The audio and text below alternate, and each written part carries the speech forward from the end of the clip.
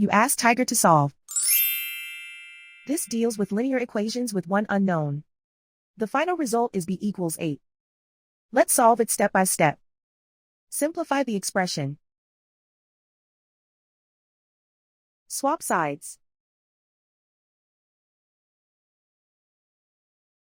Group all constants on the right side of the equation. Subtract 8 from both sides. Group like terms.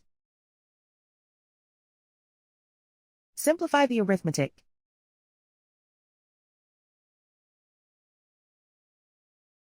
Convert the b into a positive number. Multiply both sides by -1.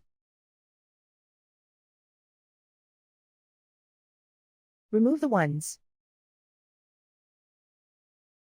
Simplify the arithmetic. And so the final result is b equals 8.